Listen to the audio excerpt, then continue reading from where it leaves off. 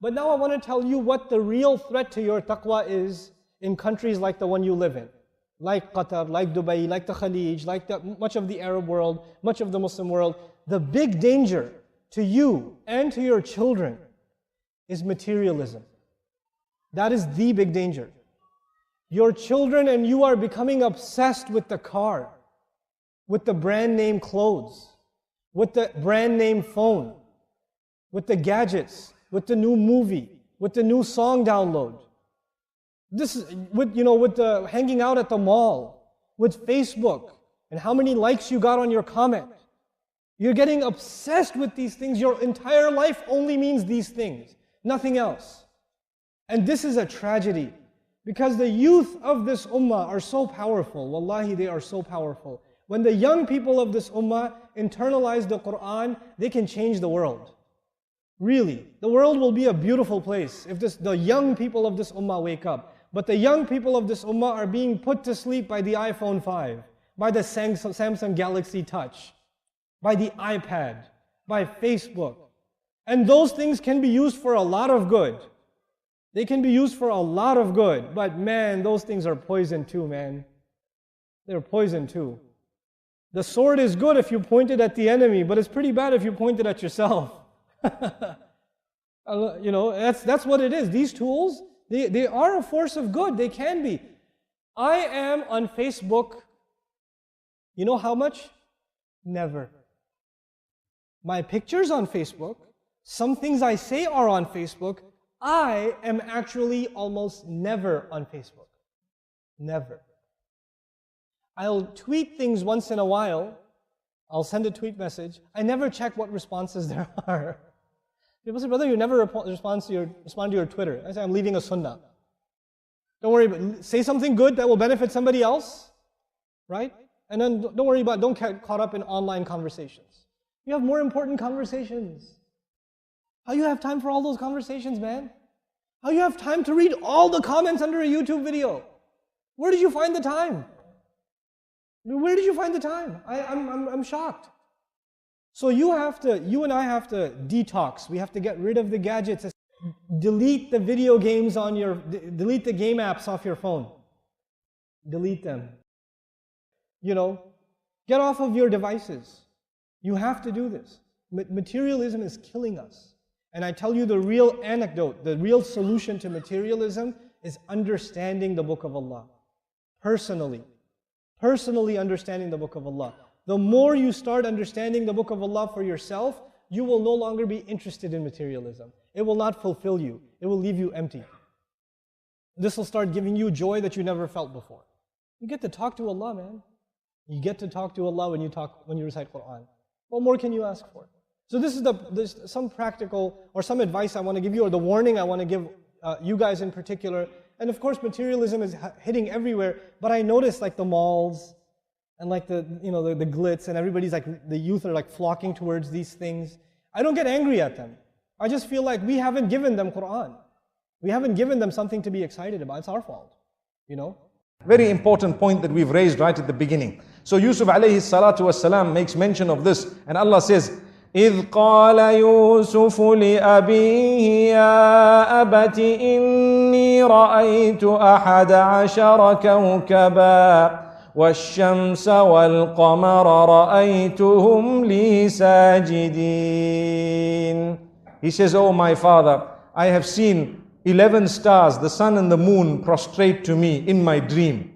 The father interpreted dreams. He was a Nabi of Allah, and immediately he knew that there is something going to happen. This child, Allah is going to elevate him.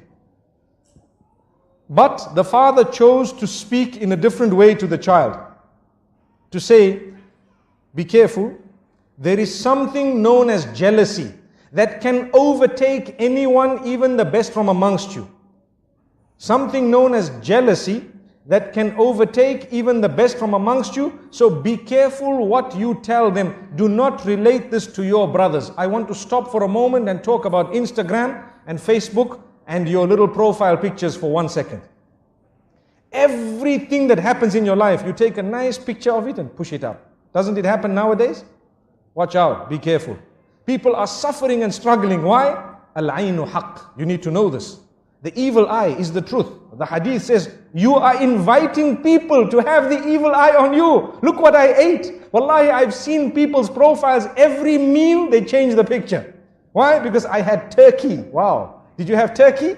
They say, I had this lasagna. And you need to know how to pronounce it as well, and how to spell it as well.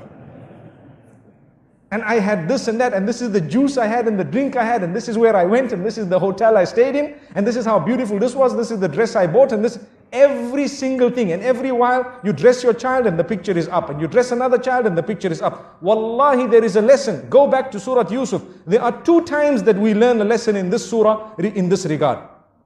One was when the brothers were all entering into that particular palace, or into the ministries, in order to get their food. The father says, enter separately. And one of the reasons mentioned in the books of tafsir is so that the people's eye does not catch you all and does not affect you with the evil eye. That was one of the lessons that we learned. And here as well, the father says, لا تقصص رؤياك على إخوتك. Do not relate this dream to your brothers.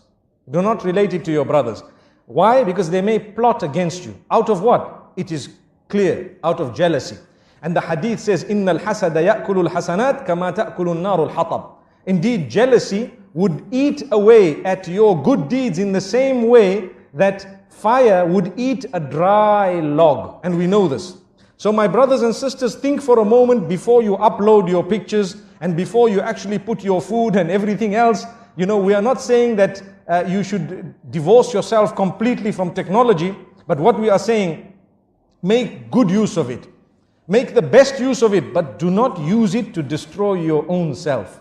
You can tell genuine people sometimes some goodness you've been in, but it does not have to be everything. Because let me be honest, you send 1, 2, 3, 10 pictures, and some people who see it are wishing for it all their lives, working towards it, and you have it with so much ease. Do you think they will be able to digest it? There will come a stage in their lives when they start feeling something towards you. Look at this person, they have heaven on earth, and they don't know the problems you have in this dunya. Why don't we put up, well, I'm not encouraging it, but I'm saying, imagine if we were to put up profiles about the bad things that happened in our lives all the time.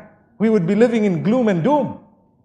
But man is such by nature, he wants a good picture of himself out. He wants a good picture, everyone. We want a good image. So there's no harm in portraying that good image, but it does not need to be the finer details of your life. Leave that between you and your loved ones and those who shared it. And sometimes if you really want, perhaps once in a while, you may want to share it with a selected few. May Allah subhanahu wa ta'ala grant us a powerful and a beautiful lesson. Look, we're speaking about Surah Yusuf, and we started speaking about beautiful things, and we said, be careful who you share it with.